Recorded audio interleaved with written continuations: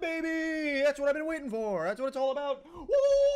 Yo, what up mates, it's Maydet here and welcome back to a brand new video here on my channel. And today we have some huge updates for the Knight. In the most recent developer update, Knight got some huge changes and I'm gonna go through them all.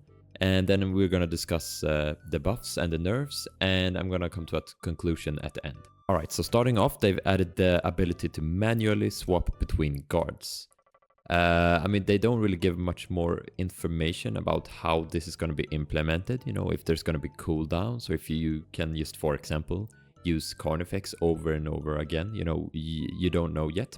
But I guess this will be kind of be like Vecna's power, where you choose between spells, but for Knight, it will be, you know, choosing between guards. So, I mean, yeah, we'll have to check this one out more in the PTB to see how this one does.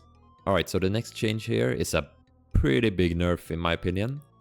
Patrol paths must now be at least 10 meters in length, and they added a multiplier to guard hunt time based on path length, and when the Knight is within 8 meters of his guard, the hunt timer depletes 3 times as fast. Now, if I understand this correctly, you won't be able to insta-place guards anymore, and this is a very big nerf for the Knight in my opinion. Being able to insta-place guards at loops is a very good strat to quickly force survivors to leave that loop or catch survivors off guard. This was especially strong at 50-50 loops, because if the survivors stayed at the loop after a insta-place, they would most likely get hit. And if they ran away, you could still, you know, catch up to them. But with this change, placing a guard at loops won't be as easy anymore, because they will have a lot more time to run away from the loop when you are forced to draw the, you know, 10 meters worth of patrol path.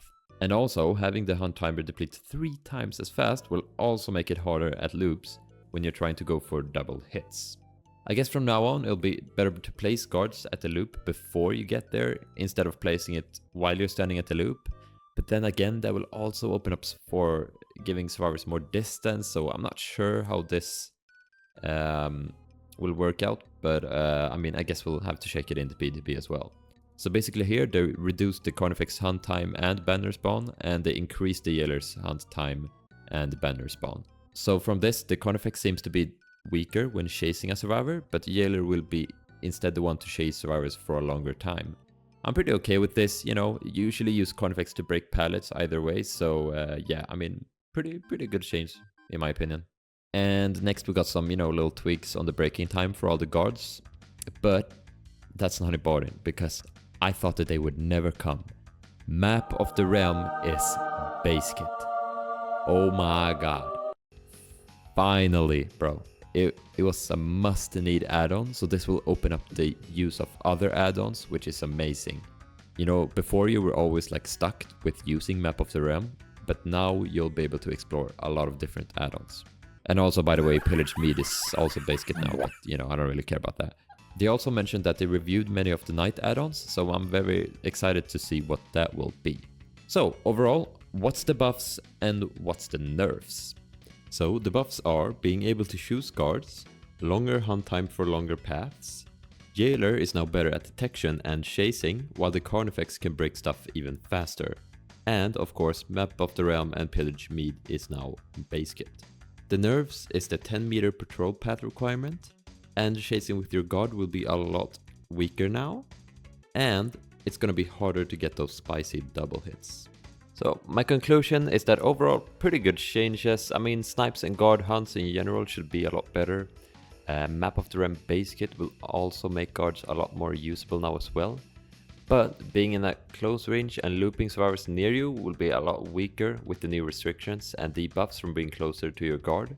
So the overall goal, I think, was to make more counterplay when being chased by both the Knight and his guard at the same time, while buffing guards so that they can hold up their own a little bit better. But I really do hope that they maybe also do some bug fixes for the guards, because I mean, a lot of the times they just you know, run into stuff or get stuck. So I mean, if you're gonna buff the guards and rely on that the guards are gonna do the job, you're gonna have to fix some bugs for them as well. Now, everything I thought can change, so, you know, we can't really speak on it too much before we actually try things out. You know, maybe the 10 meter placement thing won't be as bad, or, you know, we'll just all have to see when the PTB comes out. I'm glad at least that Behavior are trying to do something with the Knight for once, and you know, I'm very excited to try this out myself. But yeah, what do you guys think? Leave a comment if you want to, share your opinions, and I'll see you guys in the next video. Bye bye.